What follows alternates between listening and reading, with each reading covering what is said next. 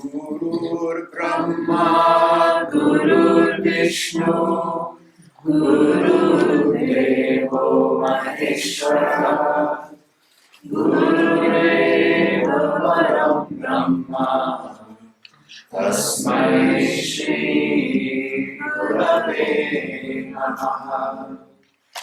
Chinmayam Vyapyat Sarvam Trailokyam Sacharacharam Tatpadam Darshitam Yena Tasmai Shri Gurave Namaha. Tvameva Mata cha Pita Tvameva Tvameva Bandhuscha Sakha Tvameva Tvameva Vidya Dravidam Tvameva Tvameva Sarvam Mama Deva Deva Tvameva Sarvam Mama Deva Deva. Jai Guru.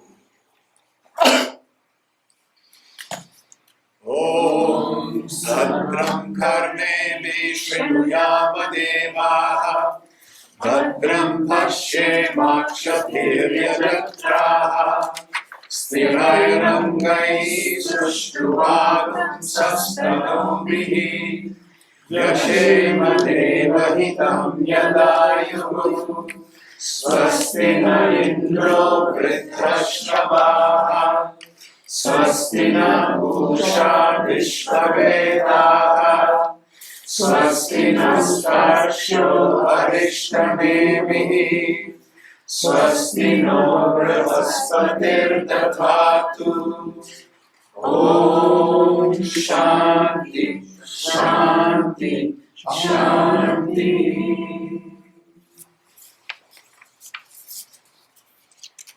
So if my voice gets too quiet, just say, Jim, please speak louder. And I will try to do that. So we did 3 of the mantras last night. And would someone please read the English? It was mantra 3 we ended with, wasn't it? Yes. We didn't quite get a chance to pick apart all the last pieces of it. Not the whole thing? The whole thing of the 3rd mantra, yes please. Nice and loud. Not by work, nor by progeny, nor by wealth, but by renunciation alone, immortality is attained. Higher than heaven, seated in the cave of the intellect, it shines, which the seekers attain. So we talked about the first part, how our problem is spiritual ignorance. Spiritual ignorance is not destroyed by actions. This is an important point to understand. What about all the practices we do? They are important. They are important, but they are preparatory. They serve to purify the head and heart so that Atma Vichara, inquiry into the nature of the self, is possible. So there was the word, read the second idea for one more time. Not by work, nor by progeny, nor by wealth, Keep going. but by renunciation alone, immortality is attained. So what do we mean by immortality? I had a student come to me a few months ago, and he was talking about having read a book where these great yogis in the Himalayas live 400 years. They send the Shakti to a whole brain. Live 400 years. What happens after 400 years?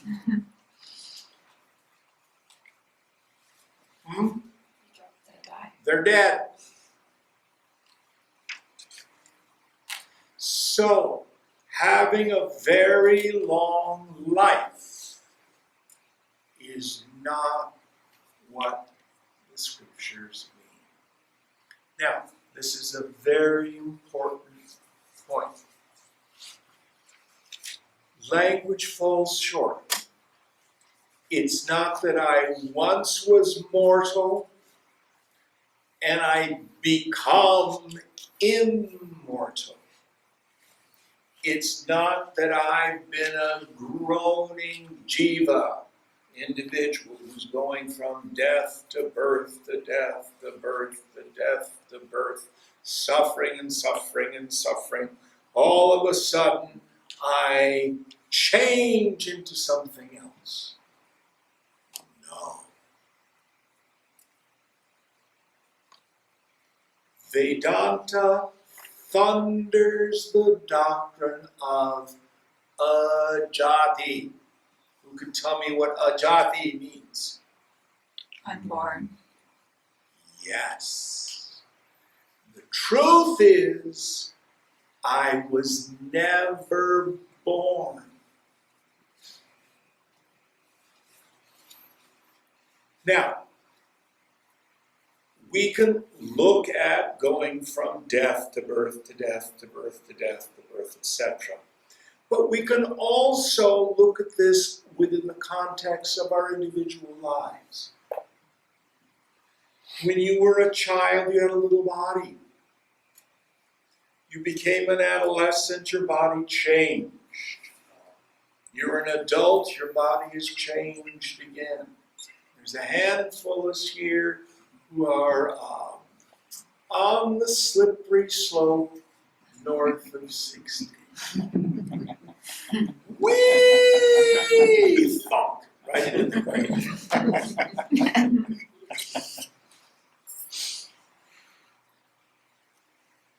But something has remained the same. You were there, aware of the child's experiences, the adolescent's experience, and now the adult's experiences. Those of us who are elder statesmen, you know, if you stay away from mirrors and sit in a chair and hold still so nothing hurts, the old people are laughing because they get it.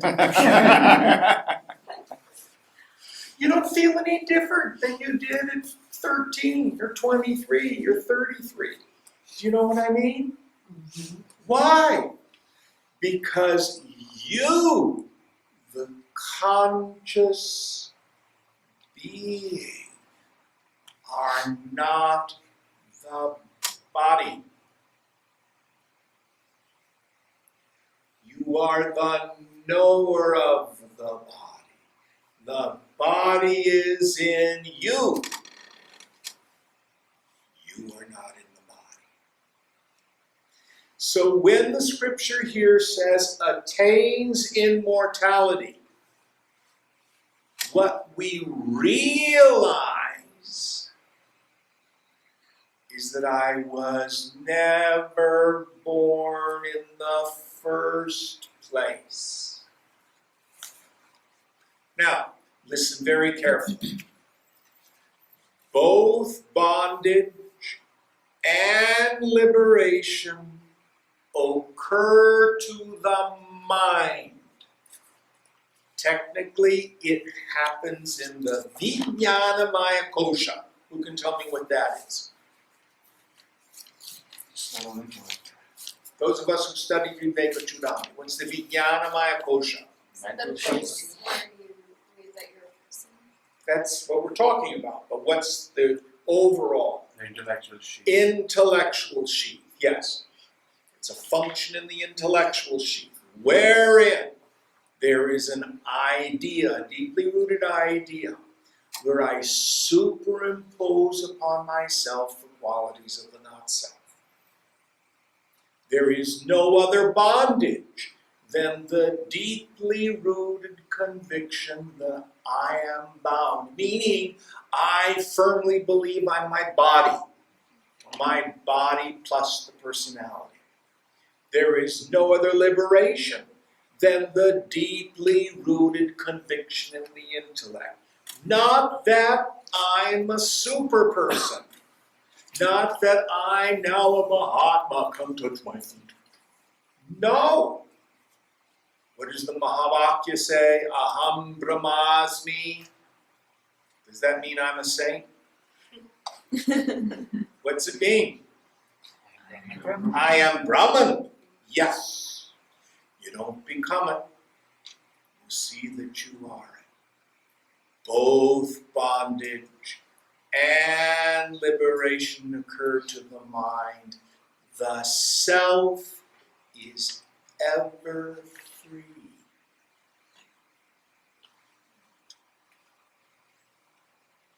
The self is ever free. So when realization dawns on the mind, a frequent response is, obviously, duh, how could I have missed it? So strange that for all these years I thought I was a person. And I'm not. And I never was.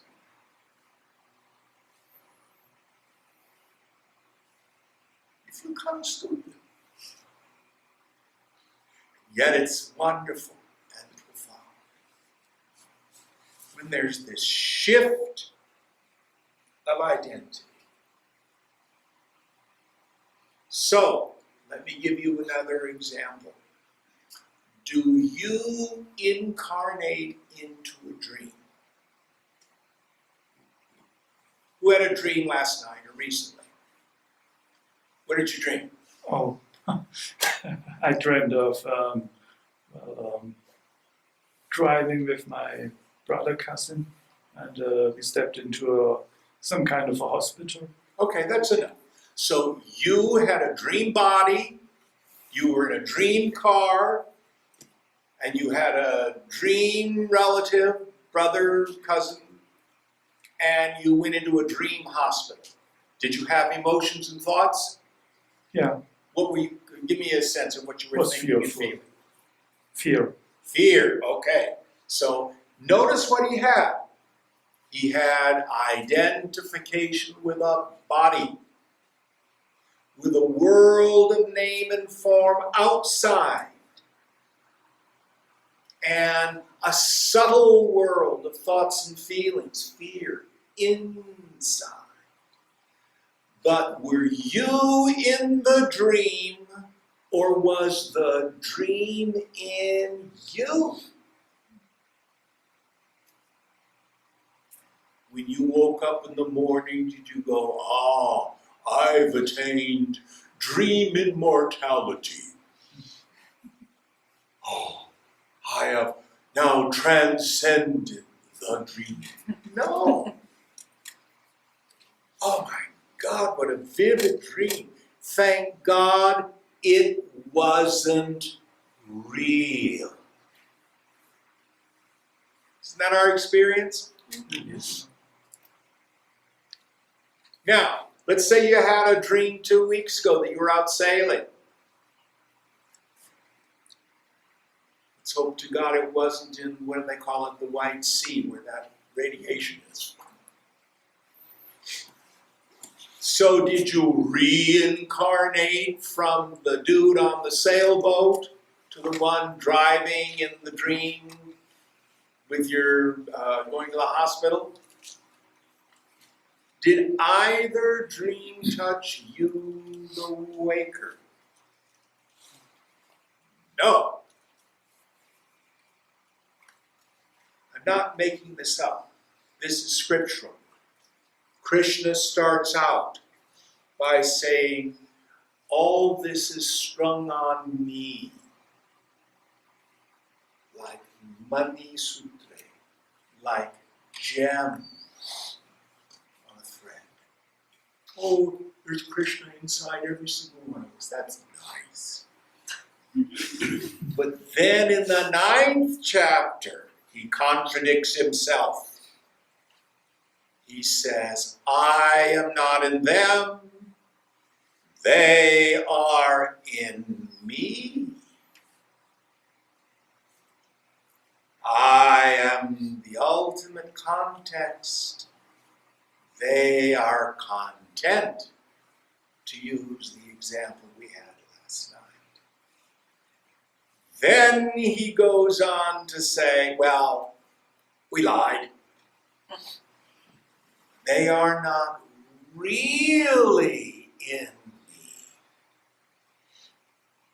When you woke up in the morning, did you have to take the car in the hospital and put him in the drawer on your nightstand? No.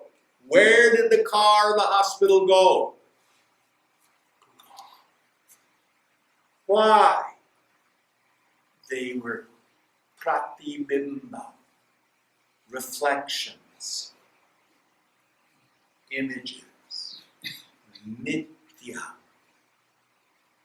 illusions, bhranti, false from the viewpoint of the waker, but certainly vivid experiences.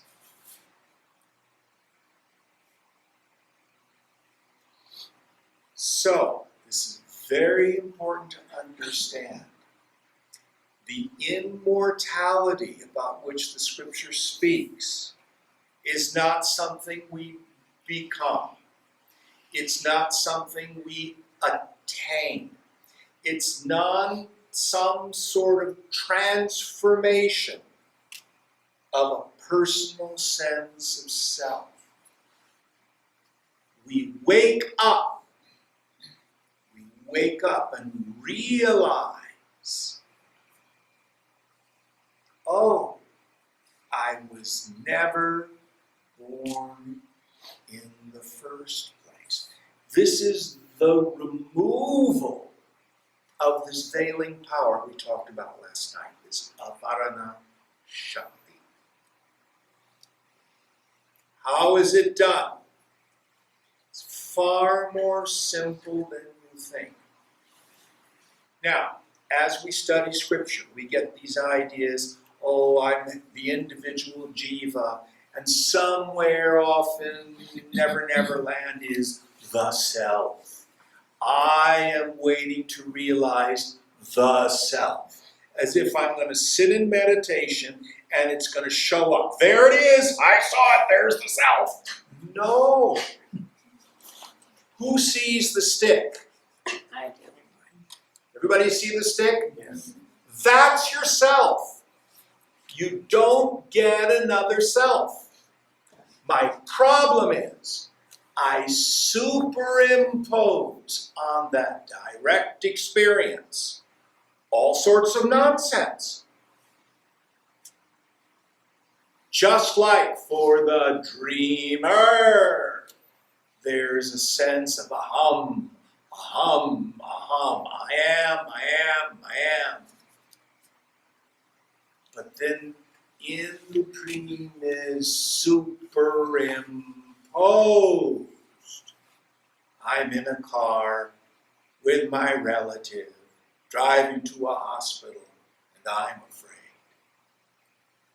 So also, in the dream of this waking state, I think I'm a person, and I have all these problems. I need to fix that, and I need to change me. Even spiritually, I need to attain nirvikalpa. I need to raise my kundalini. I. As if something is going to happen to me, the person. And that's not what happens. We wake up from this dream of the waking state. Now the next idea, please. Higher than heaven, seated in the cave of the intellect, it shines which the seekers attain. Yes, so there it shines. There it shines. Where do we find it? It's closer than hand or foot. It's closer than your breath. It's closer than your innermost thoughts. In the space between your thoughts. With the attentive faculty radically reversed. Don't pay attention to what the content of the mind is, but who sees it. Now it's tricky because it's like trying to see your eyes. No one has ever seen your eyes. Yet you know you see. It is like trying to taste your tongue. Your tongue is that by which everything else is tasted. What's your tongue taste like? You taste your own tongue.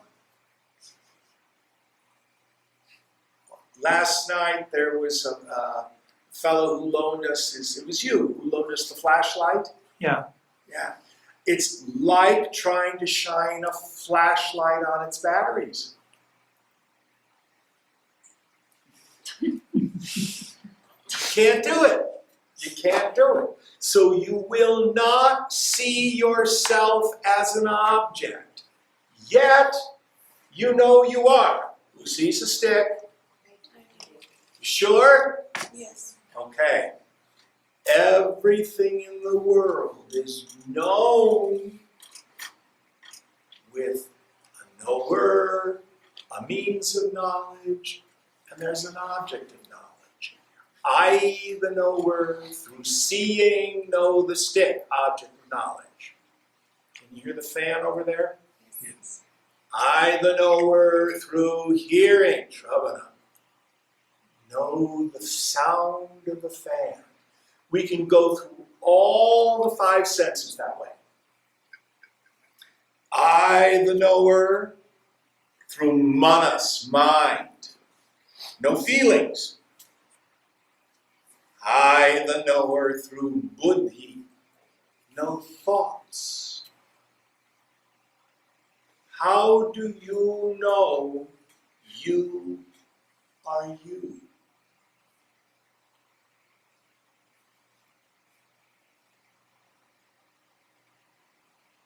We did a chant last night. Asato ma sat gamaya, tamaso ma jyotir gamaya, mrityor ma amritam gamaya. I learned a different tune. Remember that chant we did? Mm-hmm. So beautiful. Tamaso ma jyotir gamaya. Tamas. What's tamas mean? Darkness. Darkness. Jyotihi. What's that mean? Light. Light. It's not a light I see. You're the light. Meaning the light of awareness. And your self is Swayam Jyoti. It is self-luminous. How do you know you are you? You are self-evident, Swayambhu. Self-effulgent, self illuminated. Not consciousness 1 shining on consciousness 2. Oh, there's myself going by. No. I am that by which everything is known, without which nothing can be known, beyond which there's nothing to know, yet I know me as a constant experience. Now this becomes very interesting. Who had a bad week last week? Bad day last week? This past couple of weeks, be honest. You did? Yeah. Okay. Who knew it? I did. So did you cease to exist in the bad week? No. Okay. Was it really bad? The pain was really bad. Ah, so you were very much you, and you were very much aware. Yes. And what you were aware of was a lot of pain. Yes. Okay. She did not lack the experience of Brahman.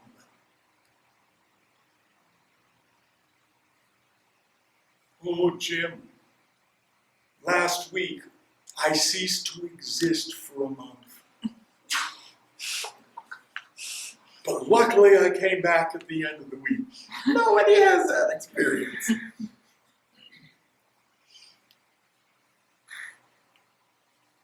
What we experience is constantly changing. So remember, both bondage and liberation occur to the mind. The self is ever free. So we're going to start talking about bondage and liberation. Effulgent. You are self-luminous. You are shining in the cave of the intellect as I.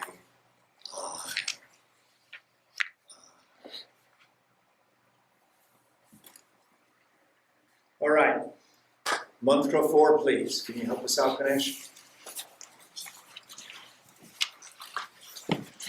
वेदांत विज्ञान सुनिष्ठार्थः संन्यास योगाध्यतयः शुद्ध सत्त्वाः ते ब्रह्मलोकेषु परान्तकाले परामृताप्त परिमुच्यन्ति सर्वे. And the English, please. Those who are pure in mind, striving through the path of renunciation, come to ascertain clearly the deeper imports of knowledge, which is a theme of the Upanishads, Vedanta. They, in the end, gain the world of Brahma, and liberating themselves from everything, gain the highest immortality. Yes. So let's pull this apart idea by idea. So read the first idea again, please. Those who are pure in mind, striving through the path of renunciation. Okay, sannyasa yoga. See, what does yoga mean? Let's define that term. Union. Joining union? Good. It comes from the root yuj, which means to join. So what is it that gets joined or yoked to what? When the mind can abide in the self. When you are a full knower of the Supreme and have retired into the Supreme. That is in a full state of yoga.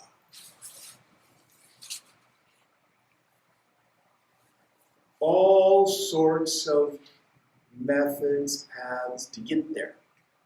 One of the things that people get stuck on, they think, oh, I'm going to take a yoga class. I do that after Pilates and before my spin class.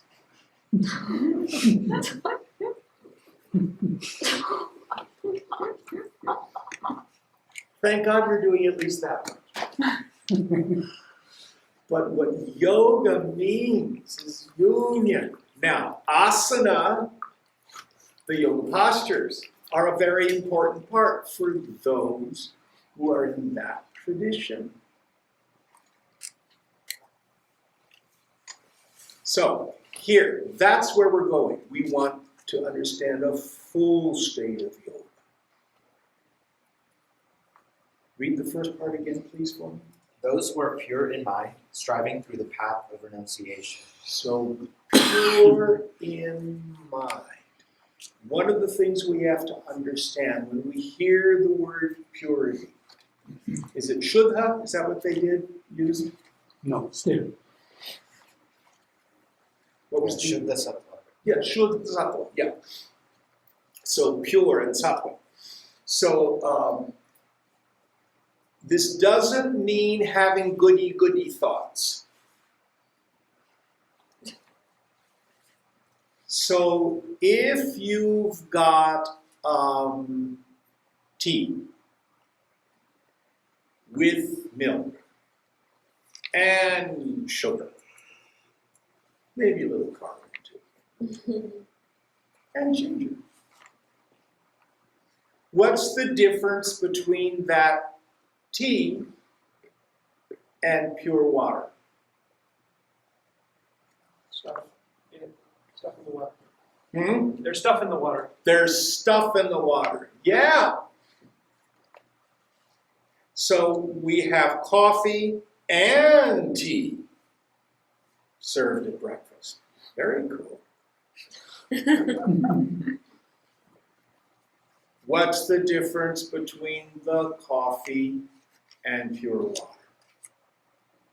Stuff. There's stuff in the water.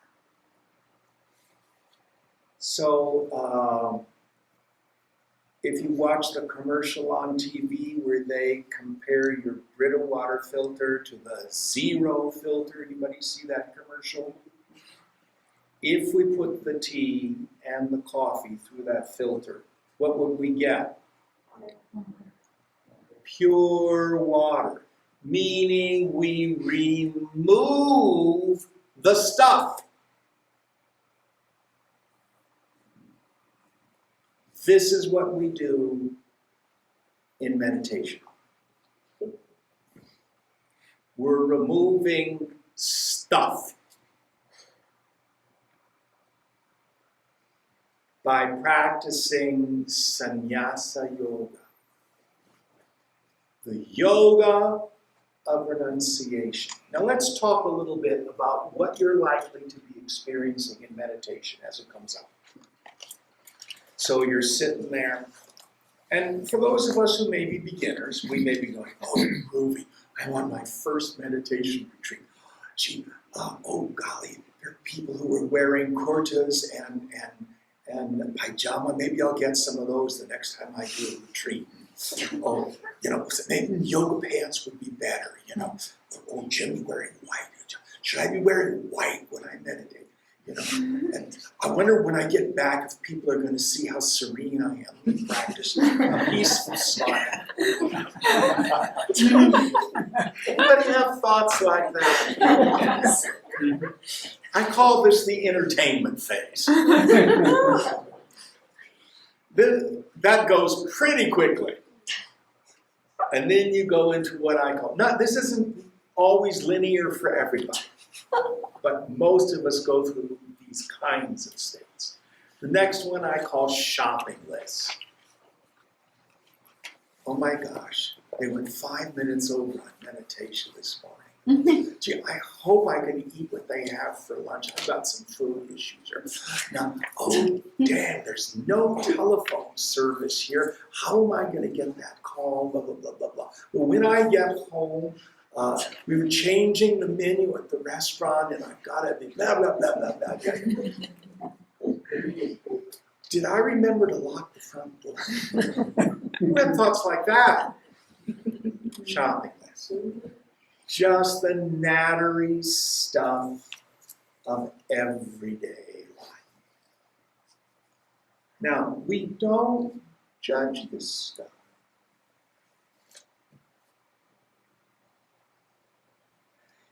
Then, and we're going to get into this when we get into the great metaphor of the churning of the milky ocean.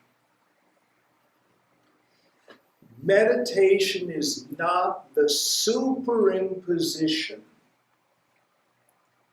of a band-aid or a salve on top of your agitated mind.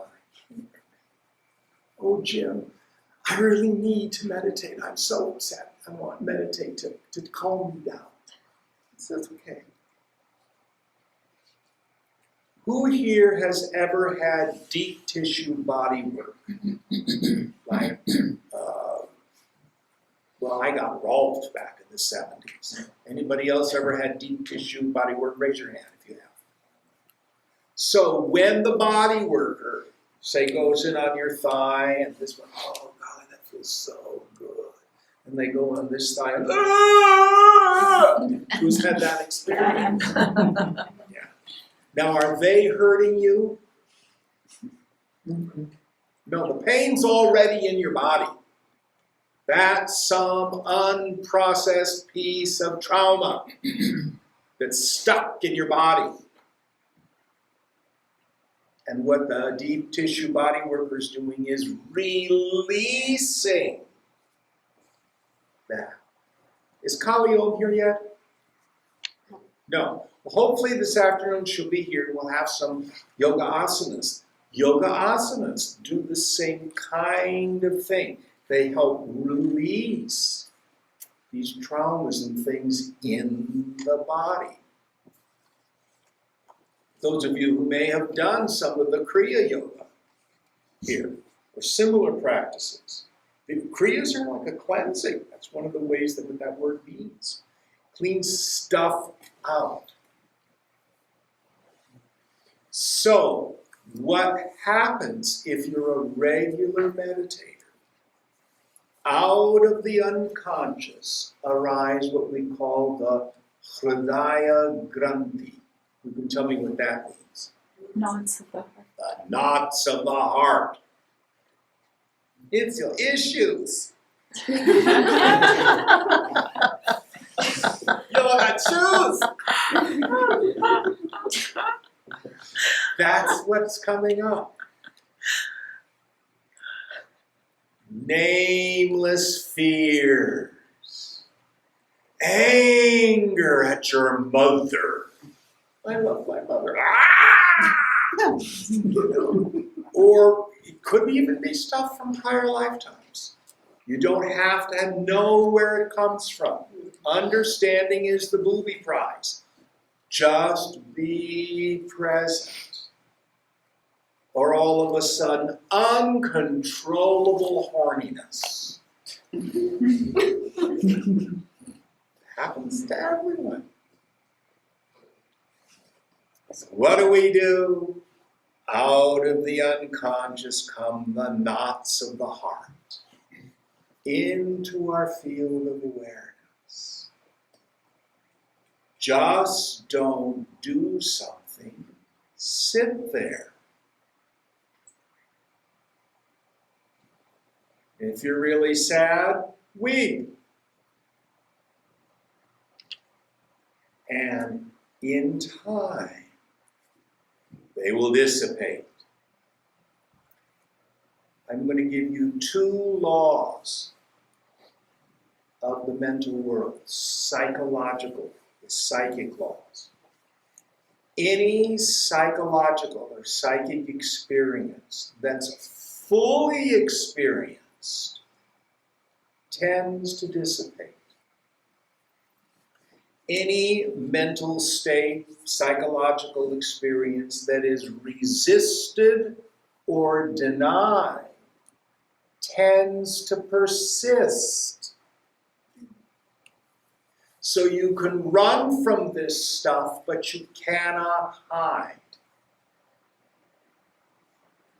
Who here has said, I'm going to meditate for half an hour every morning, and you sit down and after 5 minutes, you just can't stay there. You got to get up and do the dishes or do the laundry or go get on the computer, stuff like that. Who's done that? Why? You may not even know. because there's pressure coming up out of the unconscious. It takes enormous courage to just don't do something. Sit.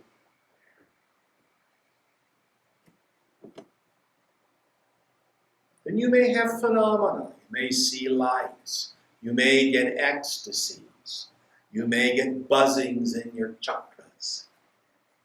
Oh, Jim, am I advancing? My third eye buzzed, and then my nostrils quivered. These are the Lord's glories. It's okay. Don't try to stop them. Does it have a beginning and an end? Does it occur in time and space? Does it have qualities and characteristics? Is it in the gross or the subtle world? If so, that isn't it. Drop it. Sannyasa yoga. Let it go. Let it go. Let it go. Now in meditation, we get to do what I call embrace our inner Hitler. You're going to find within your heart is the entire range of the human experience. You have all the feelings of great generosity, great compassion, great wisdom, and great anger, and capacity for violence, and uncontrollable lust, and incredible selfishness. Guess how I know this?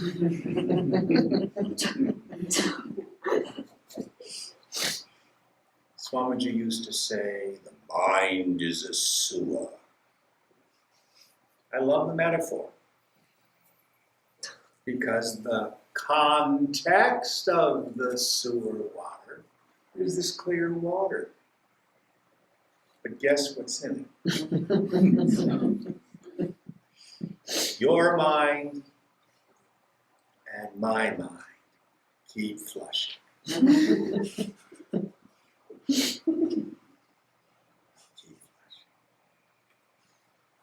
Then, when we have Shuddha Sattva, a mind that is pure,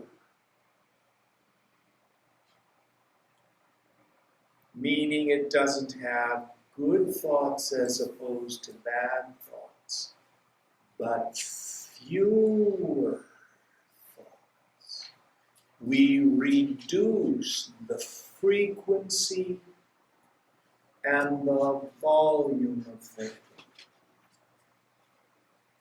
Now, Swamiji always used to say, the way to heal the mind is to get out of the mind. Step back. Take on what we call Sakshi Bhava, attitude, feeling of the witness. I am not the feelings. I am not the thoughts. Whatever arises, just notice it. Open.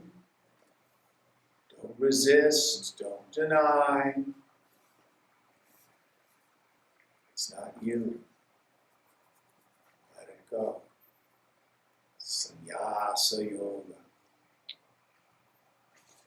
Right, the next idea, please. Come to ascertain clearly the deeper imports of the knowledge, which is the theme of the Upanishads. Yes. So, our Upanishadic study, all of it is always around some very basic questions. What is a human being? Who are you? Koham. Who am I? What is this world? How does it come about? What is my bondage? How can I get out of it completely? What is the not self? Who is the real self? What is the process of discrimination between the two? These are the kinds of ideas that are covered in the Upanishads. Oh, Jim, I'm making my way through all the principal Upanishads. I need to know if I should go into business with so-and-so. Sorry, you won't find that in the Upanishads. Should I marry this person? Won't find it in the Upanishads. But you'll find the Vedanta import of the science of self-knowledge. Is that all in this verse, or is there a little more? Okay. They, in the end, gain the world of Brahma, and liberating themselves from everything, gain the highest immortality. So when we say the world of Brahma here, we don't mean Brahmaloka, meaning some super sensuous place that you go to after death. Here it means Brahman. You gain the state where you know, Aham Brahmasmi, I am that heartless Brahman. You get still up there.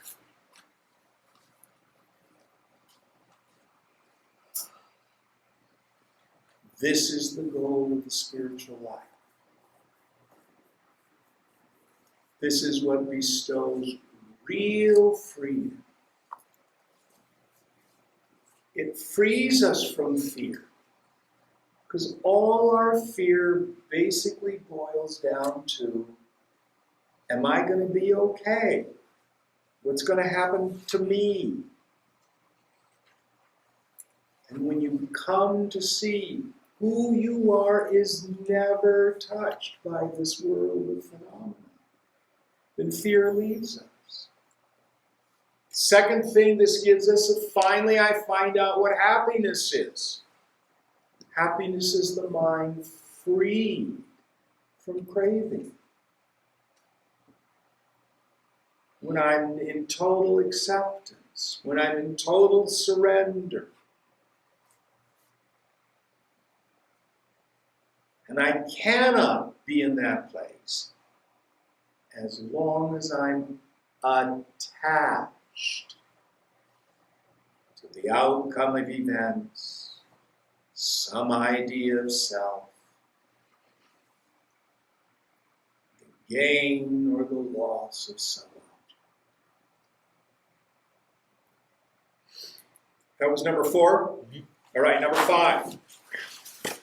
Puneet, we go to what, the quarter past? Mm-hmm. We can go to 11:30. Okay. विविक्तदेशे च सुखासनस्थः शुचिः समग्री वशिरशरीरः अत्याश्रमस्थः सकलेन्द्रियाणि निरुध्य भक्त्या स्वगुरुं प्रणम्य हृत्पुण्डरीकं विरजं विशुद्धं विचिन्त्य मध्ये विशदं विशोकम्. In an undisturbed place, clean and pure, resting in a comfortable posture, with neck, head, and body held erect in one line, in a mental attitude of sannyasa, having controlled all the senses, saluting one's own teacher mentally with reverence, meditate within the lotus of the heart on Brahman, the untainted, the pure, the clear, and the briefless. So, you want instruction on how to meditate. Here it is. Now, what's very cool, if you have an interest in South Asian history, who can tell me about the Harappan civilization?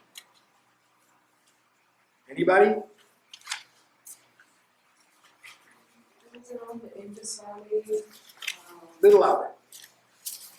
I just know a little bit that I can remember is it was around the Indus Valley. Yes? It's one of the oldest civilizations in the world, and yeah, it was Harappan and Mohenjo-daro Yeah? that existed together. Yeah. Much of it is now in what's currently Pakistan, so it's Yeah. difficult for us to get access to the research. But these are older than the Aryan civilizations. In these ruins, they have found little terracotta images, which they're currently calling proto-Shivas. Anybody know about these? Anybody see pictures of them? They are sadhus in the lotus posture, meditating. Now, was that Aishani who was sharing that? Yeah. Do you have dates for the Harappan civilization? I don't remember. 4 to 5,000 BC. 4 to 5,000 BC. Yeah. So, older than this Upanishad. Lots of experience in this part of the world. So let's go through these elements. We talked about a bit of this last night when we had our first instructions in meditation. So let's see how you're doing with this. So the first idea, In an undisturbed place, clean and pure, resting in a comfortable posture. okay, right, that's fine. So, undisturbed place. Oh man, have we got a beautiful place here in the midst of the transplanted Himalayan forests.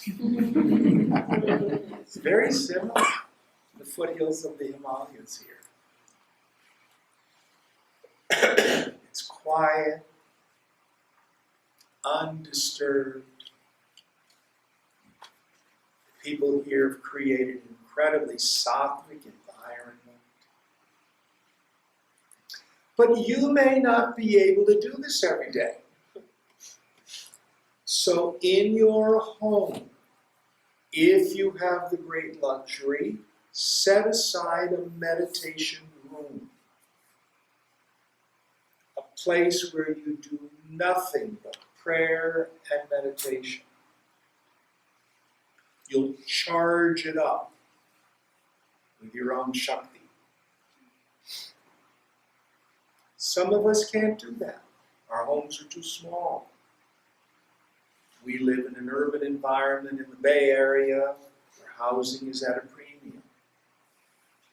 Can you set aside a portion of a room, which is your meditation spot?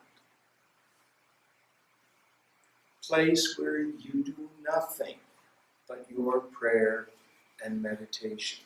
You might want to create an altar, a mandir, a mat which you put on it. I have my guru, deities that mean something to you. You put flowers, light a candle or a lamp. But you don't have to. Not essential. But I suggest that you meditate in the same place every time. Those of you who've been to my apartment, you know I have that big old chair. That's where I go to meditate. That's my meditation chair. So you find a solitary place. When you meditate, create your solitude. If you live with other people, set up the logistics. No, please don't disturb me. I'm going to be in meditation. Turn off the phone. This is not a time to be waiting for a conference call.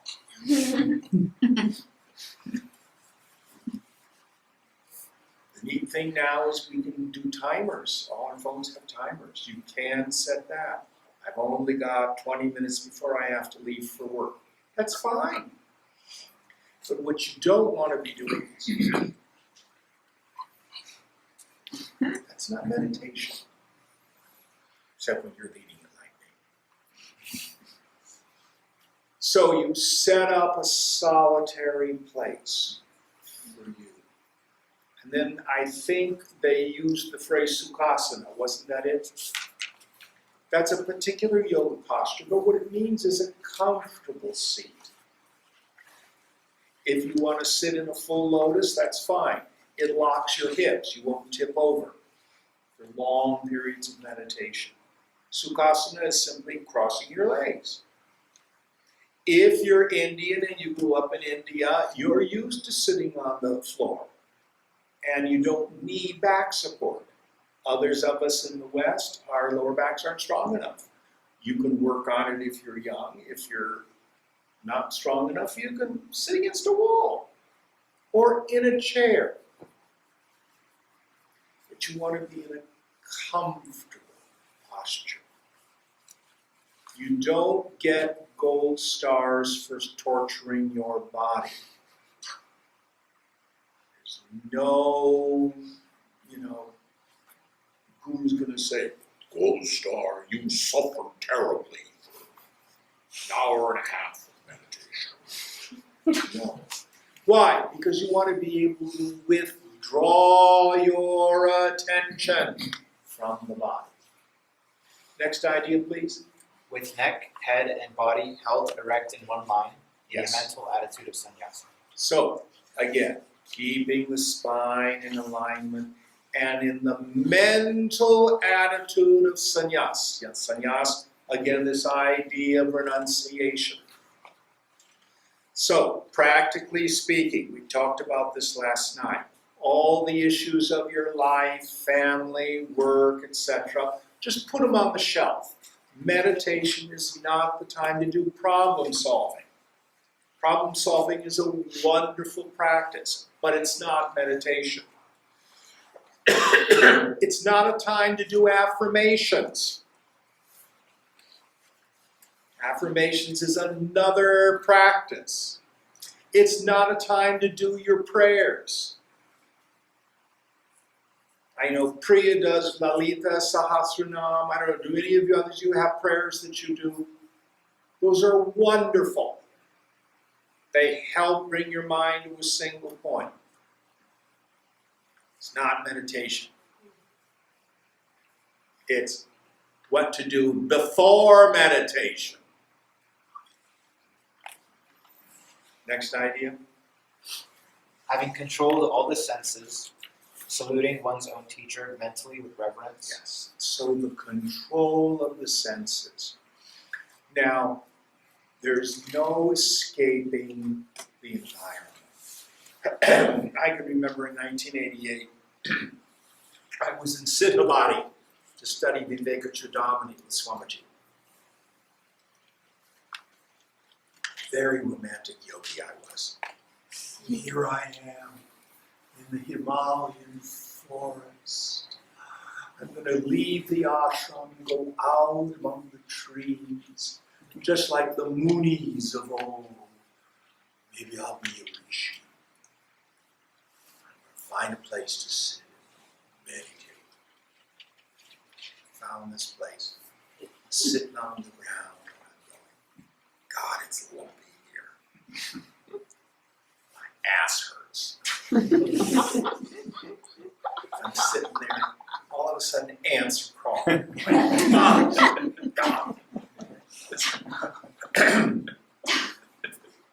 Sitting there.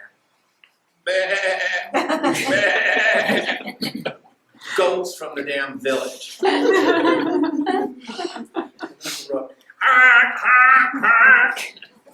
I just had to laugh. It's quieter in Oakland. There's no escaping the environment. So the yogi has to learn sense withdrawal. Now, you all have this capacity. When I was a kid, I used to love to read. and I'd be there in the living room reading, and my mom would call us all to dinner, and I just didn't even hear it. When you've been a kid, maybe you did video games or something like that, and you just tuned out the world. Who's done that? You see. That's Uparati. That's sense withdrawal.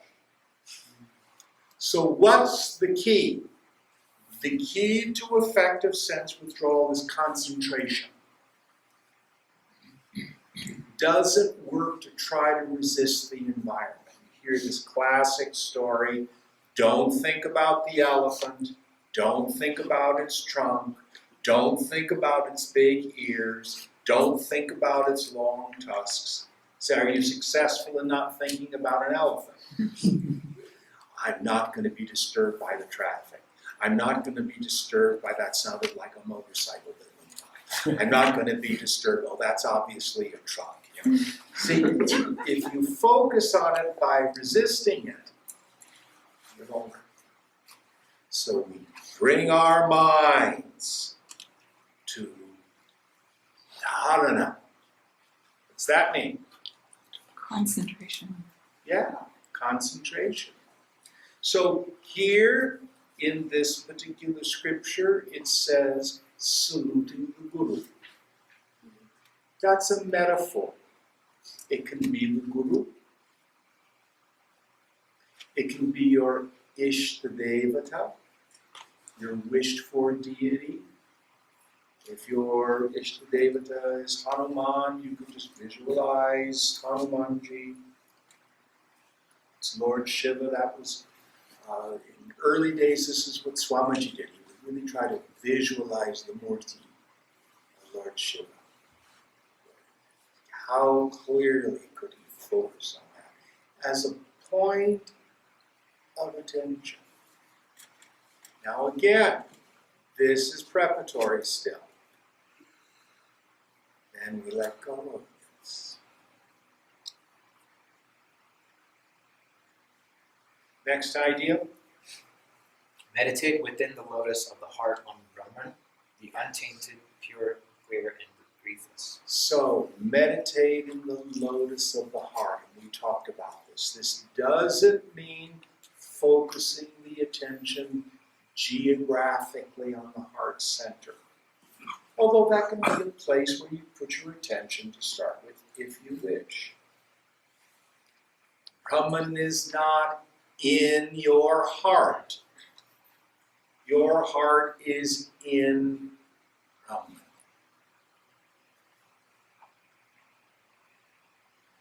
So, we have these four great Mahavakyas, great utterances, great maxims from the Upanishads.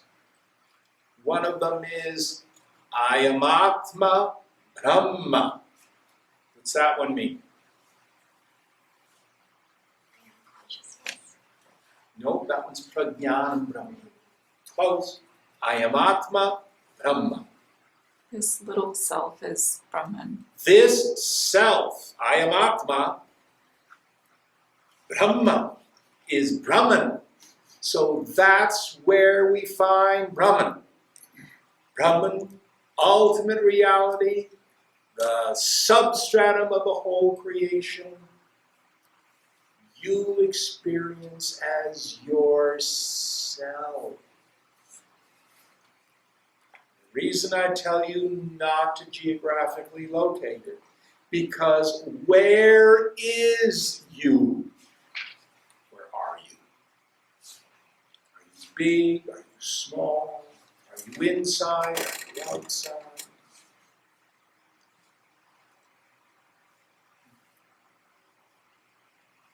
Look behind your eyes, in the space between your thoughts. Who are you? Who are you? Investigate the nature of I. You will find them. Now, he finishes this verse with some meditation ideas. In that great silence, with the attention introverted, he gives us some ideas that do not define, they point. See whether or not this is true about you. First idea, The untainted. untainted. There is no dirt, no stain.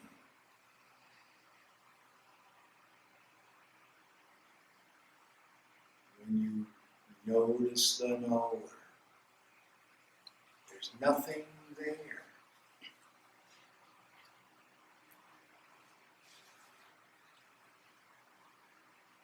Say you've done something that you really regret and you feel like you're a total piece of poo in meditation.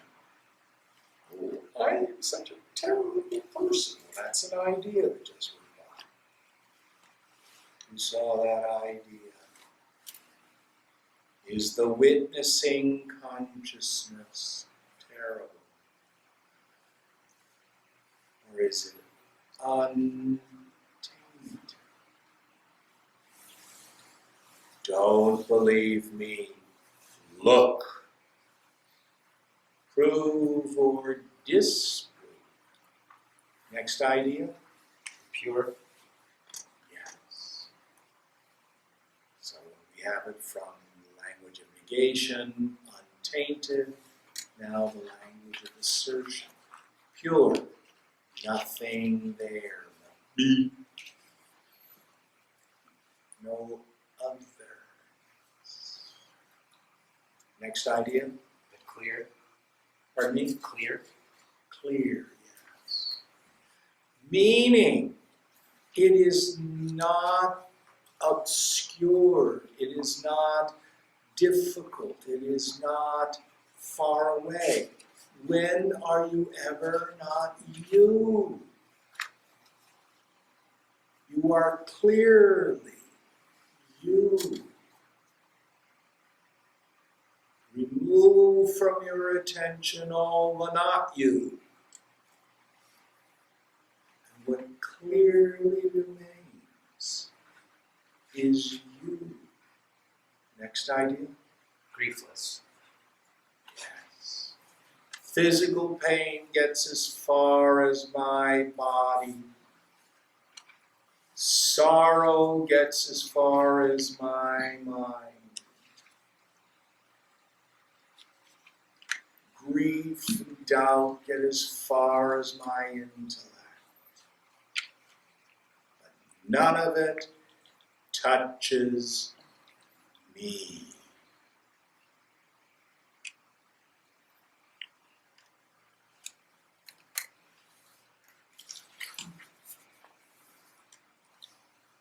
Never touches. Is that the end of that one? Yes. Okay, so which verse was this? 5? Yes. We'll quit here. Om Purnamada Purnamidam Purnat Purnamudachyate Purnasya Purnamadaya Purnamevavashishyate Om Shanti Shanti Shanti Hari Om Shri Gurubhyo Namaha Hari Om.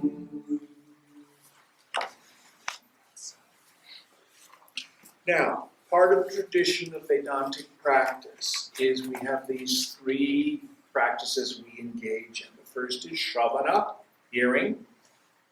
Second is Mananam, think about it.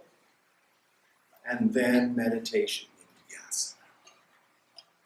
So, is this our breakout groups? Yes. Okay, so now we're going to engage in something that is traditional, or used to be traditional, in the Chinmaya mission.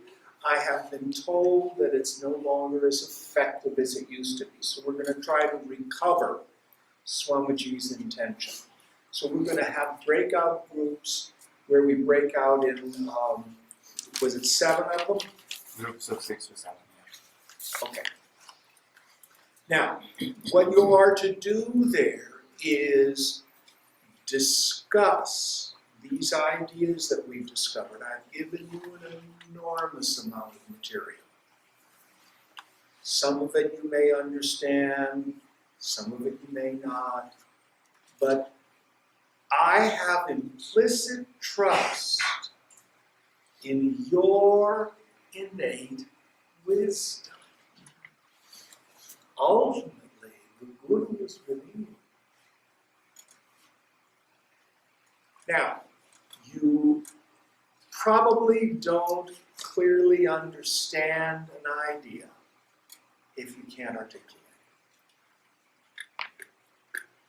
So as we do these breakouts, I want you to all share, discuss, no wallflowers, and also be mindful not to dominate. And I think Punit and Divya are going to handle the logistics of that. So the way we're going to divide folks up is going to be random. So everyone just count from 1 to 6, and then we keep repeating that, and then we group people based on the numbers. Okay, which side? What is happening? 1, 2, 3, 4.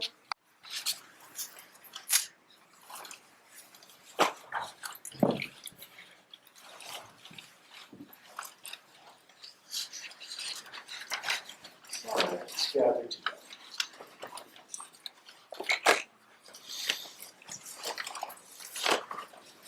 Let's do our Mangalam chant, our Shanti mantra.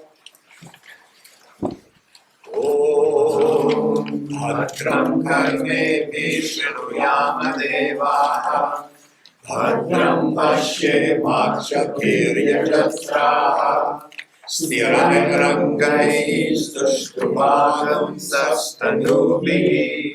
Yashema Devahitam Yadayuhu Swasti na Indro Vridhashavaha Swasti na Pusha Vishwavedaha Swasti nastarsho Arishtademihi Swasti no Brihaspatir Datatu Om Shanti Shanti Shanti.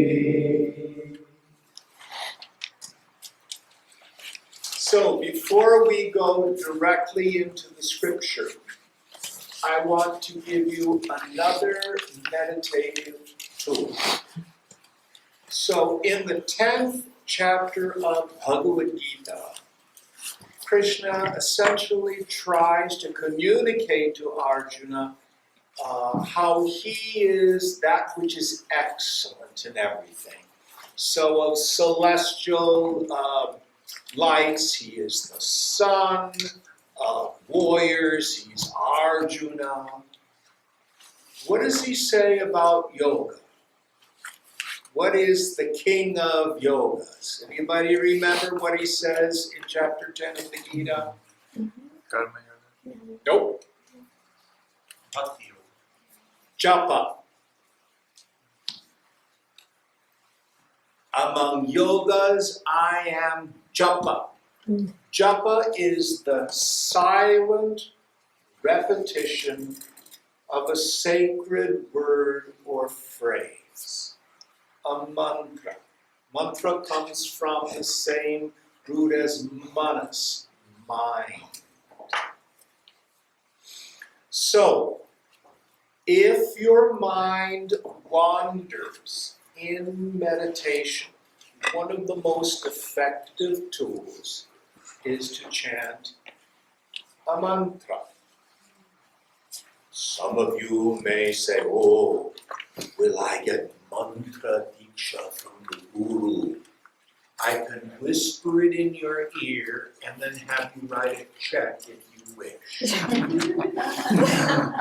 But it's not necessary. There are many wonderful and powerful mantras, just like as a temple or a church can gather vibrations because people pray in them. These mantras gather power because people have chanted them for thousands of years. So I will, if you wish, just give you the mantra my guru gave me. Om Namah Shivaya. Om is the sound syllable for the infinite. Nama, namas, means a prostration. I bow or do reverence. Shivaya is the dative form of the name Shiva, which means not only the name of the god, but auspiciousness. I bow or do reverence to Shiva. Om Namah Shivaya, Om Namah Shivaya, Om Namah Shivaya. Now, when you use japa, you can use it anytime during your day. If you find yourself obsessing or resenting people, you know how you can tell you have a resentment? When you're having a conversation with someone who isn't in the room. Clearest way. Don't let your mind go down that rabbit hole. Bring it back. Om Namah Shivaya, Om Namah Shivaya, Om Namah Shivaya. Or Hare Rama, Hare Rama, Hare Rama, Hare Rama. Jai Shri Hanuman, Jai Shri Hanuman. Doesn't matter. Whatever mantra appeals. My suggestion is pick one. Let it sink deep into your unconscious. I've been doing Om Namah Shivaya for 47 years. It just bubbles up. Om Namah Shivaya, Om Namah Shivaya, Om Namah Shivaya. If your mind is going fast, you can do the mantra fast. Om Namah Shivaya, Om Namah Shivaya, Om Namah Shivaya, Om Namah Shivaya. As your mind slows down, let the mantra slow down. Om.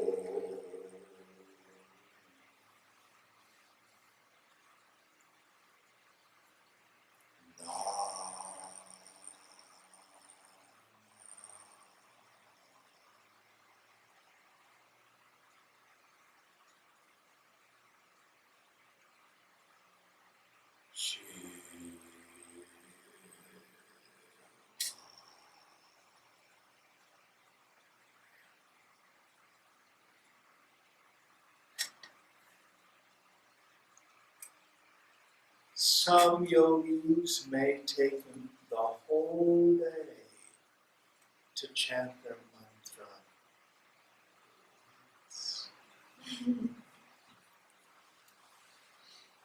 If you're angry, upset, you can chant the mantra in your mind loudly, loud enough for the stars to hear. No one's going to hear you.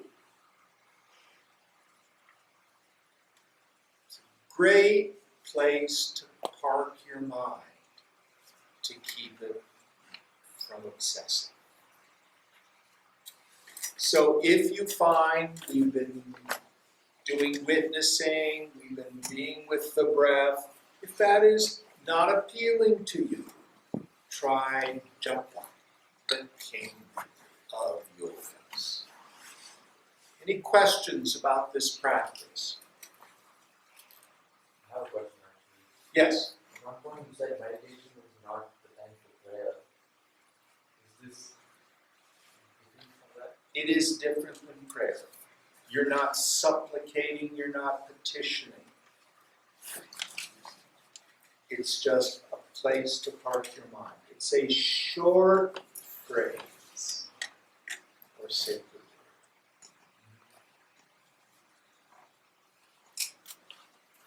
You see the difference? Yeah. So, for example, on the first day, I suggested that you be with your breath as a point of attention. That's all it is. The mantra can be a point of attention. That's its value. That's its value. Good question. Very good question. All right, any other questions on that? It doesn't appeal to everyone. Some of us like it, others, they'd rather watch their breath. Breath is always with you, it's perfectly good. Okay, so I think we did through verse 6, is that correct? Finished 5. We finished 5. I would like some light. It's getting dark and I can't see faces. Would someone go to the back and flip on the overheads? That's a little better. Okay, would you help us out?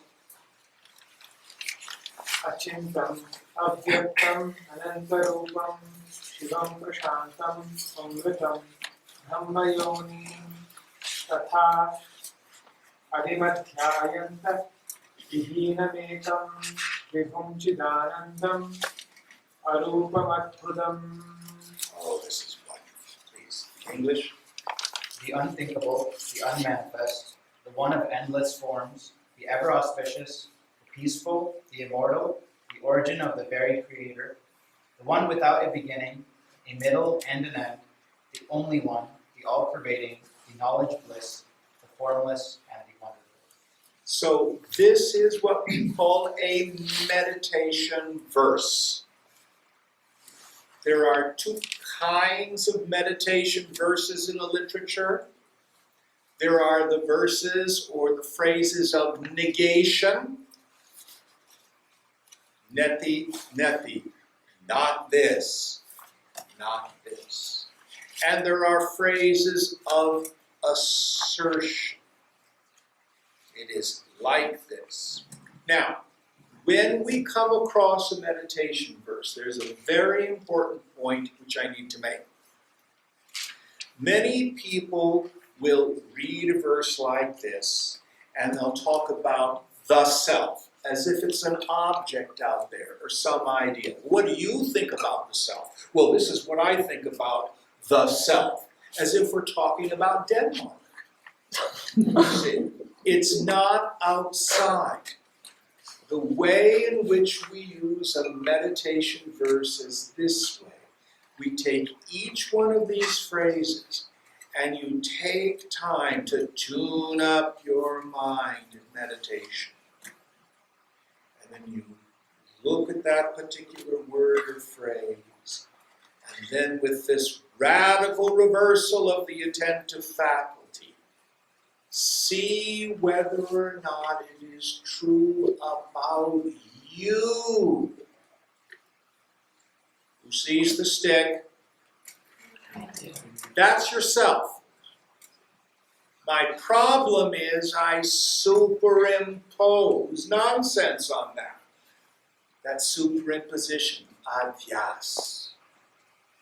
I am tall, I am short, I am male, I am female, I am successful, I am a failure, I'm good, I'm bad, etc. All these various ideas. But what we want to do is stop and in that Shuddha Sattva, in that mind, that intellect that is very pure, see whether or not, in fact, yourself is tall or short or good or bad or male or female, etc.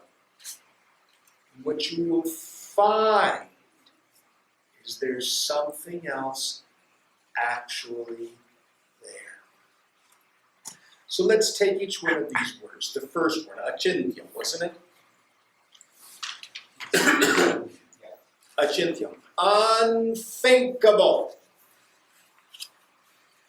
When you sit down and you have all these ideas about infinite reality, the self, it's none of those. Yourself is not an idea. In fact, In Bhagavad Gita, the second chapter, Krishna says, he who knows it not, knows it. Change the pronoun. She who knows it, messed it up. He who knows it knows it not. She who knows it not, knows it. We'll give the women the wisdom tonight. Meaning, you can go blah, blah, blah, blah, blah, blah, blah, blah, about the self. It's not that. But when you drop your mind,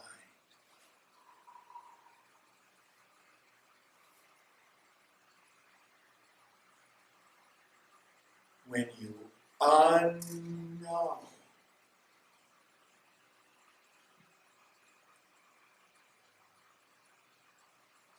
see if you can hear the sounds outside. With your mind very still, who hears?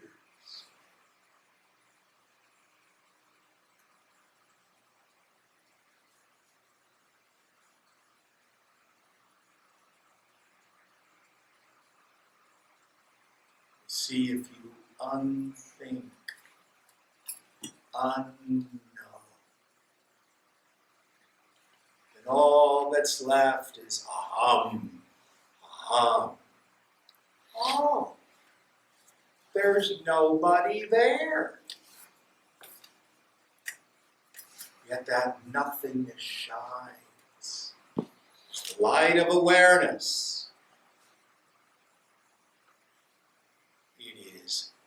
Unthinkable, achintya. Next idea. Unmanifest. Yes, avyakta. It's not like you're going to be in meditation. Oh, I saw the self. It's a little gray ball with wings that flew by. No. Oh, I saw a bright light, Jim. I think I realized the self. No. It's not anything. Oh, Jim, my third eye was buzzing. Nice. Scratch it. Oh, my crown chakra is opening. Okay, put on a hat. Just phenomena. The Lord's glories. They're fun. But that's not it. Now I have something to tell you, which is disappointing for many of us. Way back in the 70s, when I started sadhana, there was a great Mahatma who had an ashram in Oakland, Baba Muktananda. Any of you old enough to remember Baba Muktananda? Okay. So Siddha Yoga. And he had a lot of Shakti. So people would go and they'd get Shakti pop. He'd bop them with a feather. And it was like being at a Pentecostal church. You know, they fall out on the floor and stuff like that. And then you start to get this emotionalism. People think, oh, they hype themselves up. Well, I have news for you. If you're having lots of phenomenology when Shakti is in your equipment, it is proof of how gross you are. It's like trying to run electricity through a wire that's too narrow. It heats up. Pardon me? And buns. So when you are Shuddha Sattva, enormous amount of energy may be happening, but your equipment is Sthita, still.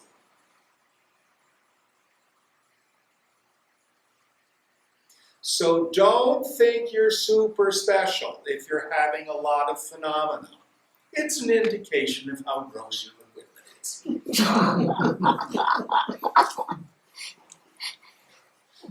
eat more purely, do more asana, more tapas, renounce, it'll go away. Doesn't mean that energy's not happening. But the phenomenology is because your body can't take the it's like when you turn a hose on and the water pressure makes it go like this. You ever seen that? That's all it is. So don't get caught up in phenomena. It's nice, it's fun, feels good. Some of us need these gifts from God because we're weak lovers of the Lord. Okay. What was that idea that we just covered? Unmanifest. You are, there is no thing there. Vast and empty. Next idea. One of endless forms. One of endless forms? Yes. Yes. Now, in the pedagogical process of Vedanta, of Jnana Yoga, we spend a lot of time in a practice called Drishya Viveka. You can tell me what that is. Seer, seeing discrimination. If you mumble, nobody can hear. Oh, seer and seen discrimination. Discrimination between the seer and the seen. Discrimination between the subject and all the objects. Discrimination between the self and the not self. We talked about this in meditation. I am not the body. I am not the prana. I am not the feelings. I am not the thoughts. I'm not even ignorance. I am the witnessing consciousness. Some people think, oh, I must be realized now. I see I'm witnessing consciousness. No, it's only half the process. We're left with two entities, self and not self. So the next process is to see the self in and through all the names and forms. We can do this two ways. If you look at it from one angle, it's all pratibimba, all just images. It's all mithya, illusion. Vaikatya, false. But if you look at it from this way, it's all Brahman. It's all the play of consciousness. Now, this becomes very easy to understand if we go to the dream state. You are the god of your dream. If you understand the dream state, all of this part of Vedanta becomes very simple. So we'll go back, was it Martin who had the dream about the car and the hospital? Yeah. Is he still here? Okay. May we use your dream again? Yeah, sure. Okay. So, what was the material cause of your dream? What was the stuff you made the dream out of?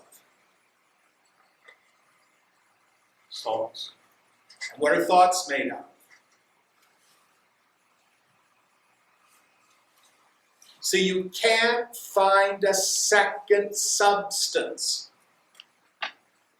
Something amazing about consciousness. It has this quality to apparently fork into subject-object relationship.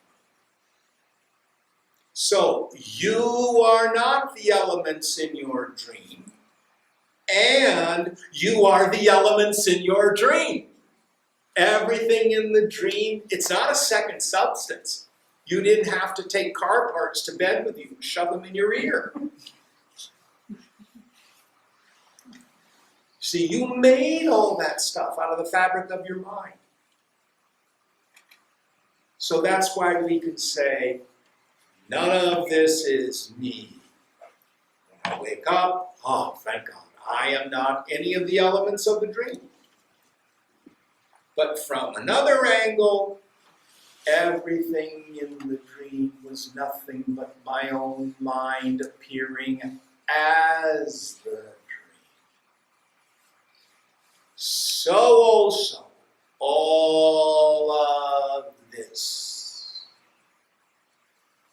sarvam kalvidam brahma, says that in the Chandogya Upanishad.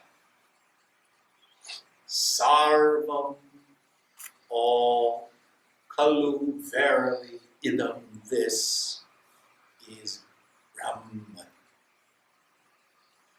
Where I get into trouble is when I think I am over here in this body. And Punit is over there and he just pushes my buttons. And Aishani is over there and oh, I love her. Otherness, outside. Now, what's the indication that you haven't worked this practice enough? I've been in meditation, Jim. I got so deep and everything disappeared. I can see I am just the consciousness. And then I come out and I go into the world and it upsets me. Oh, I'm going to be a renunciate and go get away from the horrible world. It's so terrible. It hurts me so deeply. Nonsense! You have aversions. You're not seeing Brahman everywhere. Now, we have a fantastic environment here to do the practice I'm going to suggest. So after you meditate, your mind is very still, keeping everything introverted. Walk around in the beauty of nature. Stop and look at one of these flowers. And just look at the flower, at the form, because it's nothing but God.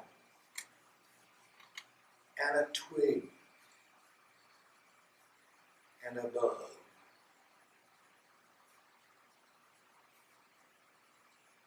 And the person who seems to be annoying.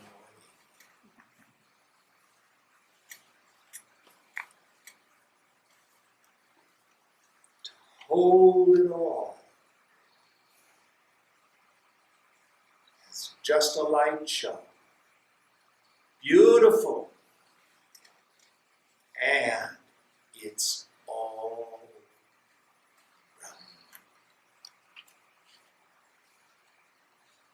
We have Nirguna Brahman without qualities, I. And then we have Saguna Brahman with qualities, which is the world of name. So what the yogi wants to do is be able to have no inside, no outside. You have meditation in your meditation seat, but as you're moving in the world, your mind does not move. This is really hard. So we start with just short little chunks of time.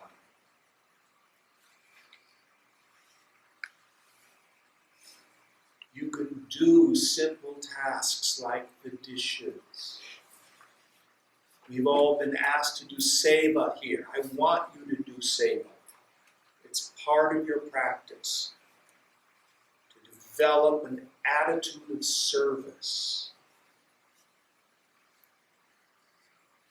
I mean, you've heard me rail about this. Around the Chinmaya mission now they call Swamiji Puja Gurudev. He would roll over in his tomb. What does Puja Gurudev mean? Worshipful, godlike guru.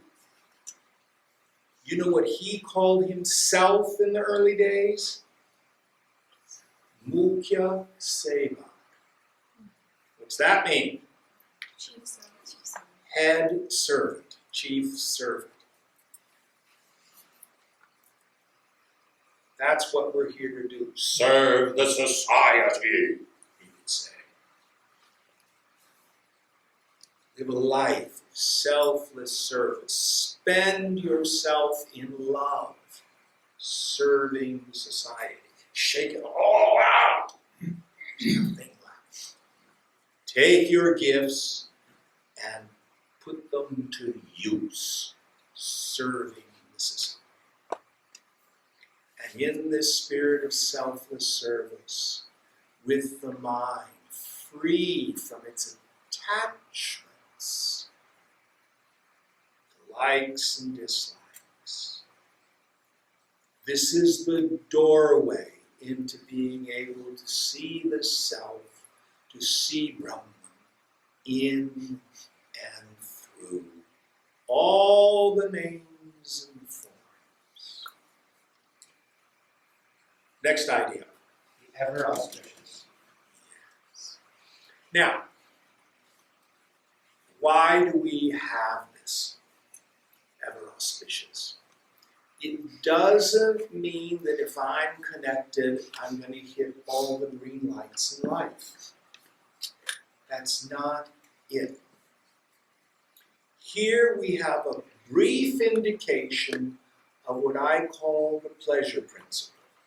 Many of you have heard me talk about this. What does it feel like to want something you don't have? It goes by many names. Kama, craving.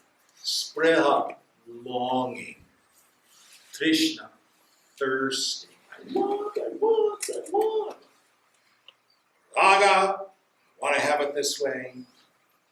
Vesha, aversion, I don't ever want to have it that way. Yoga says there's no other suffering. Now, if you have physical pain, that's one thing. But that's rarely why people shoot themselves. What was his name? Jeffrey Epstein, the guy who hung himself in prison? He was perfectly healthy. Why did he hang himself? Aga.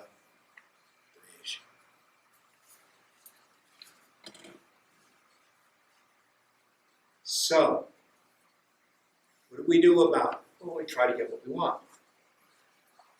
And when desire and object of desire become one, that point of pleasure, actually for a moment, my mind is freed from its craving. Whatever it is I want, what are you going to feel like when you get it? Well, I'll be happy, I'll be satisfied, I'll be content. The object's different, but the happiness is there. The happiness is the mind freed from craving. What the yogi learns to do is, why not get rid of the middle person and just go directly for the happiness? How? Let go of attachment. Let go of craving. So I call it the cosmic teeter-totter. Here's my serenity, my peace, my auspiciousness. Here's the mind free from craving. The more I want, the more insistent I am. The more I want to have it my way. Gimme, gimme, gimme, gimme, gimme, gimme, gimme. There goes my peace.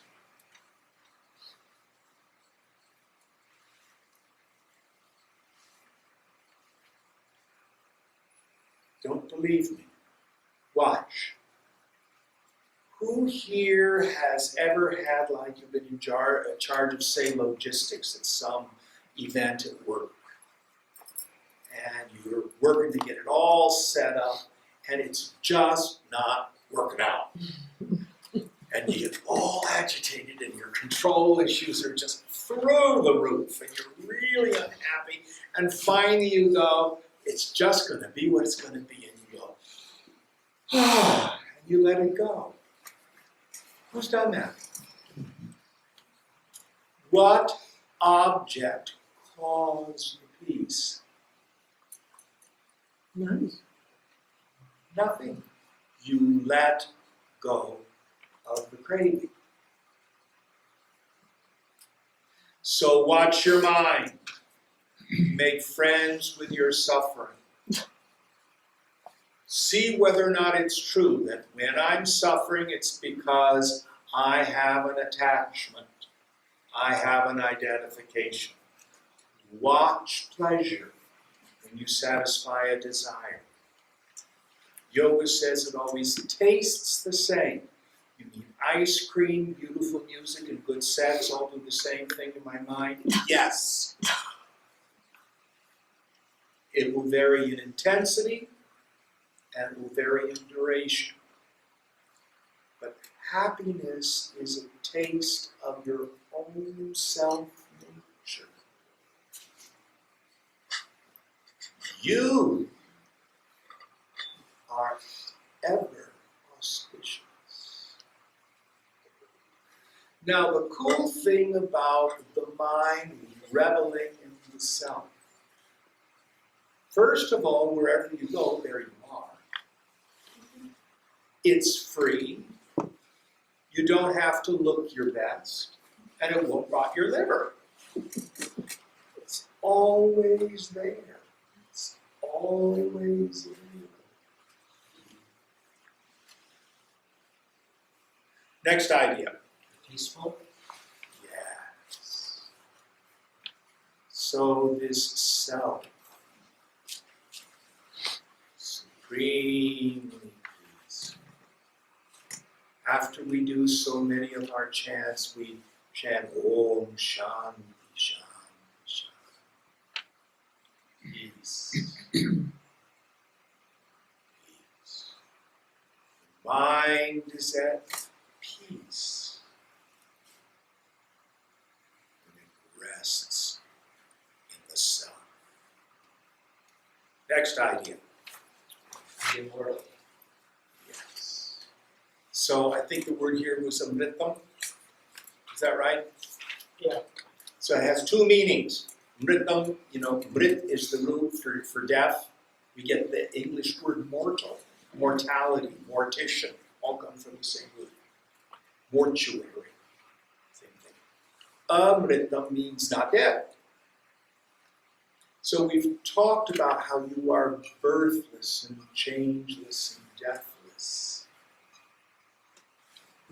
Mrityorma amritam gamaya, from death to immortality. But amritam has another meaning. It also means nectar, juice. So yourself is the juice. Yourself is the nectar. What's happened? I heard something electrical. No, It's the creek. The floor. Oh, okay. Next idea. The origin of the very creator. Yes, I think it was Brahma Yoni. Yes. So Yoni is a womb. So what is the womb of all creativity? So consciousness, Shiva is ever wedded to his Shakti. Consciousness has inherent in it Maya Shakti, this inscrutable power whereby stuff, shows up.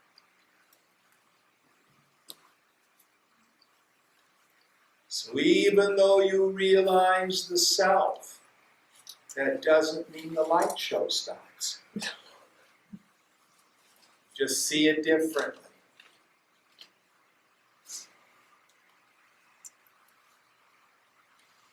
All these names and forms, infinite variety, all have their origin in consciousness. Next idea. One without a beginning, middle, and an end. Yes. So you see if you can find a beginning to you. A beginning or an end to you. Now, in Hinduism, as in Buddhism, we tend to think of time not as linear, Big Bang, end of time, but as circular.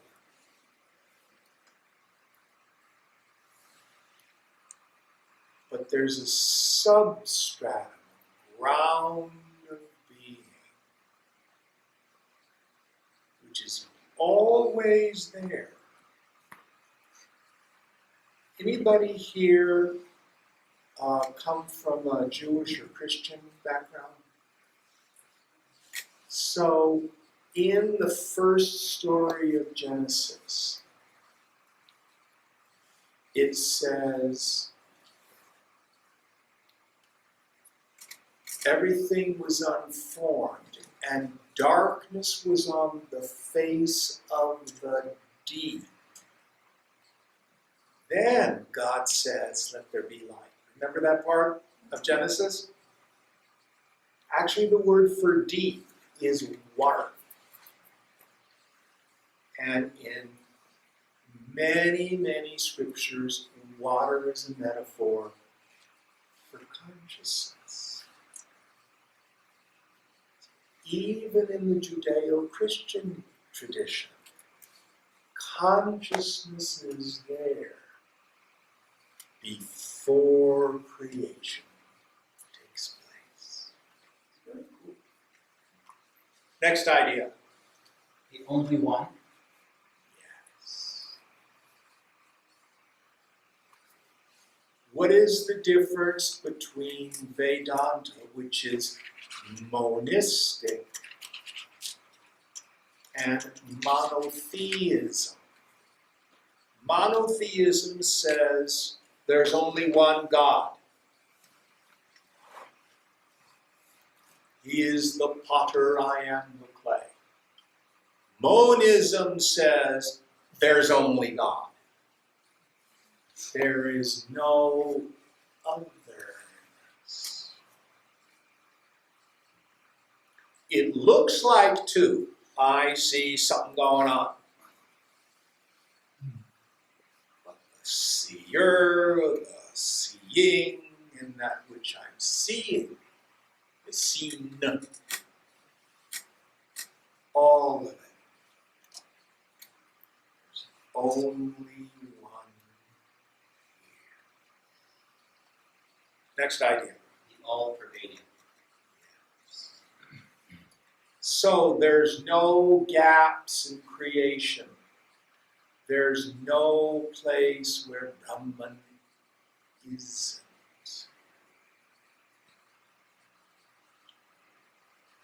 Remember, there are those two aspects. Nirguna Brahman, Saguna Brahman. So when it comes to you, obviously it's not my waistline, it keeps getting bigger. It's not my feelings, they're always changing. It's not my thoughts, that's all Brahman with qualities. But there's a part of me that is eternally changeless. Shines as I.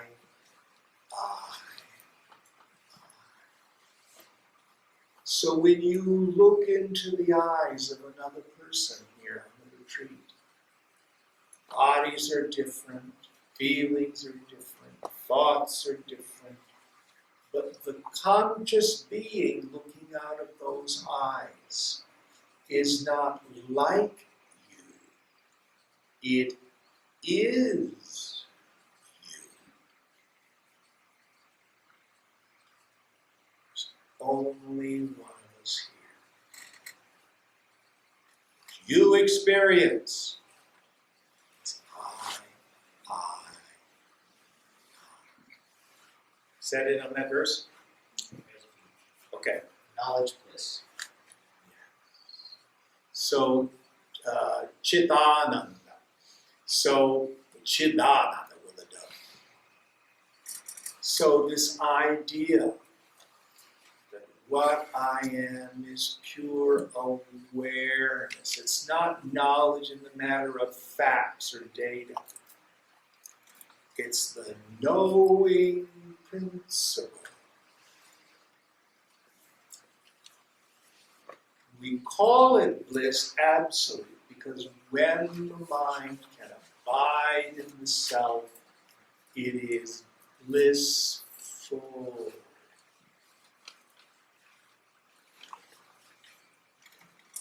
Who here's ever been to Arunachala or may have some connection with Ramana Maharshi? Okay. What's his name mean? Ramana means to revel. Ramati. We get Rama too. Means to revel. Ramana is he who revels. So because yourself is bliss absolute, when the mind can come home, it becomes blissful. And there is no end to how deeply the human mind can revel in the self. Swami Tejo Mayananda used to talk about the 3 R's. They're not reading, writing, and arithmetic. The Vedanta 3 R's are renounce, realize, revel. You find your way to revel in the bliss of your own self-nature. Formless. Yes. Without any form. I am the knower of all form, but I, the pure self, is without form. Nothing there. Next one. And the wonderful. Ah, yeah. It's awesome. Yourself is pretty awesome. When we first begin to get glimpses of it, this vast emptiness, this endless peace, the mind starts to let go. Incredible joy.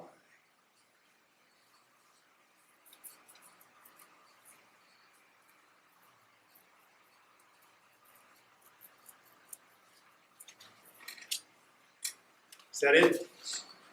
And which verse was that? 6. Number 7.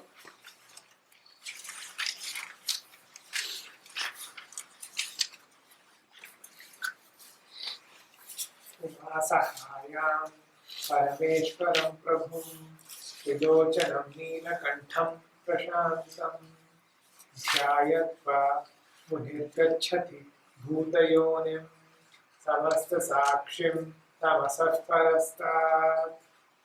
By meditating upon Lord Parameshvara, consorted by Mother Uma, the highest Lord, the all-powerful, the three-eyed, the blue-necked, and the ever-tranquil, a true man of reflection reaches him.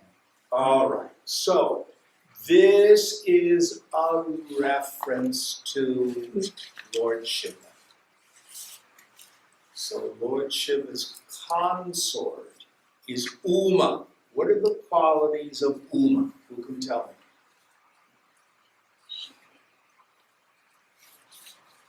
She's Shakti, right? Shakti, mother goddess, identified with earth sometimes, mountain. What are some of the other qualities that we associate with Uma? She was devout to Lord Shiva. A little louder. She was devout to Lord Shiva. Yes, yes. She also ran the San Jose Chinmaya mission for years too. Cool. She was a great lady. So we have the consort of Shiva, which is energy itself, which we can say from that Shakti comes all forms. Nothing but some manifestation, some shape of Shakti, of energy. And then we have a reference to Lord Shiva as Triambakam, three-eyed. That does not mean he was born near Chernobyl.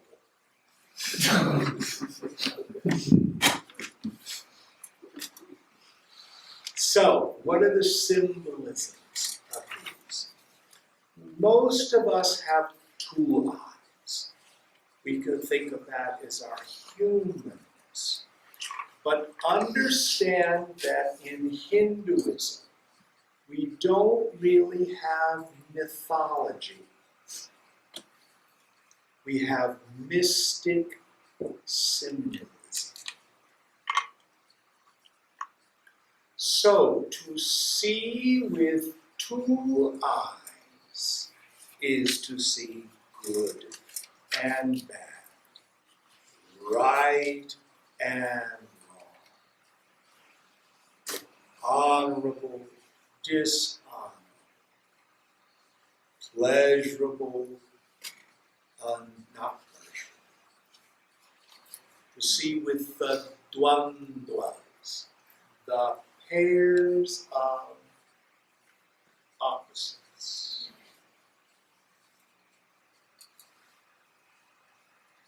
But Lord Shiva has a third eye. You have a third eye too, by the way. It's one of the chakras located on the brow, between the eyebrows. And what is the story? What happens when Lord Shiva opens his third eye? The world gets destroyed. So what does it mean when the world gets destroyed? Let me see if I can give you an example. You're driving across the Central Valley of California, down Highway 5. All of a sudden, you see this huge lake of water. And you go, oh my gosh, I'm never going to get to Los Angeles. How can I get around this? You keep on driving, and the lake keeps receding. And then you realize, oh, it's a mirage. It's heat waves rising off the valley floor. So you have opened your third eye and dried up the sea. Do you see that? Meaning you see with the eye of knowledge. A 5-year-old sees a rainbow for the first time and has been taught the fairy tale, the child's story, that there's a pot of gold at the end of the rainbow. It says, oh, Mommy, let's get the car and find the end of the rainbow to get the pot of gold. Can she get the pot of gold? You know the rainbow is nothing but light being refracted through water vapor in the atmosphere. Knowing that, does the rainbow disappear? Yes and no. As a solid thing that ends someplace that you can find a pot of gold, that disappeared. So when the eye of wisdom, the jnana chakshu, opens, the world gets destroyed, which means this is the world. I'm a person. I'm my body. I'm spiritually impoverished. There's just not enough. I've got that God-shaped hole in my heart. And I keep stuffing food and money and gambling and sex and job and etc. in that hole. Well, nothing fills it up. More. Nothing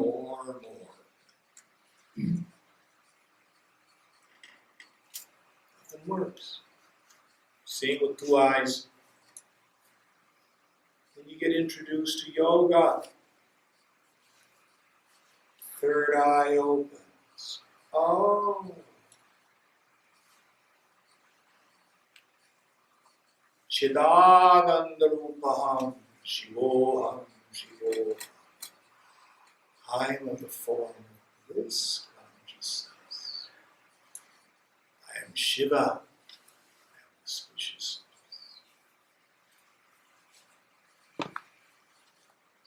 See the same people, places, things, and conditions. But your world has been turned to ashes.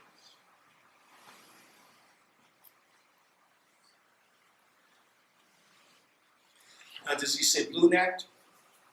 Yes. Blue necked. This again is mystic symbolism.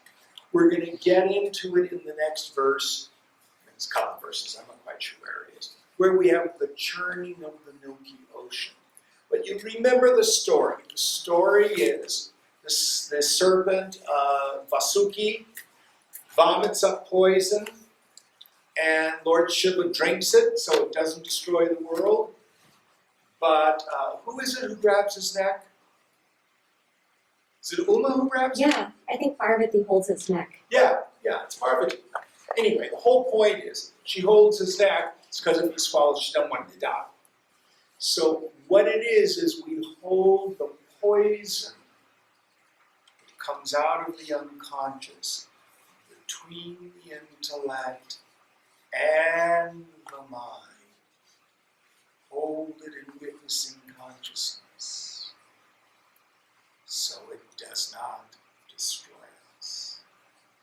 It's the symbolism of blue necked. What are the other pieces of that verse? And the ever tranquil, the true man of reflection, which is him, who is the source of all the manifested world. So this is women of reflection too. If you are at peace, because you see what's going on. Tell the kids back in Oakland, you're woke AF. Really woke.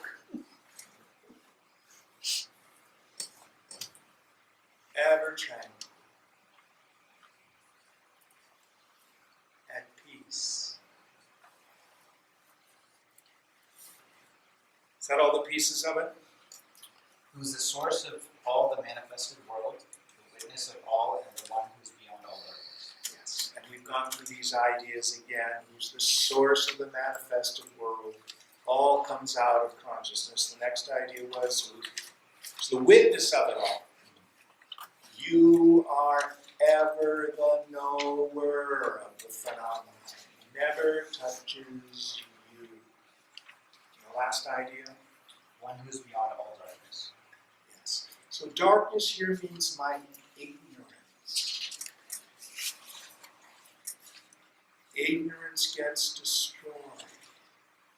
actually, in truth, the ignorance never really touched you. Are you realizing? No, Jim, I'm not realizing. Are you in eternal ignorance, suffering? Yes. Do you know that you're in ignorance? Yes, Jim. Do you exist? Yes. Even in the midst of that, I know I am shining. In fact, our ignorance never touches us. Okay, how late do we go? Dinner is at 6:30. 6:30. We can go a little bit longer. Which verse was that? 7. Number 8.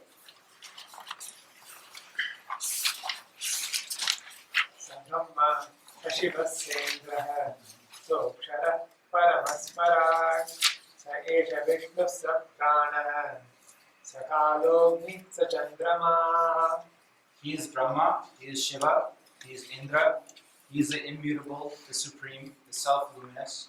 He alone is Vishnu, he is prana, he is time and fire, he is the moon. Yes, so all these various gods that we worship. I want to back up a bit before we do this first. I forgot one thing. So let's go back to the image of the churning of the Milky Ocean. So basically it was the Devas and the Asuras who did the churning. Isn't that right? Mm-hmm. So remember, the Devas are the presiding principles over human endeavor, the sense organs, the forces of nature. The Asuras, those are the lower aspects of our own minds. Then this churning goes on. Shankara will use phrases like the upper Adani and the lower Adani. Who here has done homa in their homes? Okay, so when you do that, do you do the old-fashioned way to make the fire with the dowel and the string like that? Yes. You do. That's the upper and the lower Adani. That's the churning. So our higher nature and our lower nature is the churning. That's the snake being used to churn the Milky Ocean in meditation. And remember, all these glorious things get thrown out in the story. Mm-hmm. So these are all the possible manifestations, the siddhis that may happen in meditation. But finally, all that churning makes Vasuki sick, and he barfs. This is a reference to a phenomenon called kashaya. K-A-S-H-A-Y-A, kashaya. This is the vomiting up of all the unconscious material. And as we talked about earlier in the image, you want to hold it. Don't go down the rabbit hole of thinking about it. Where did this come from? Blah, blah, blah, blah, blah, blah. Causation hunting. Don't get all emotional about it. Oh, I'm such a terrible piece of poop because I have all this stuff. I am a crappy yogi. No. Just don't do something. Sit there. Be blue-necked. Hold it between the intellect and the mind. Remember, it comes out of the unconscious into our field of awareness.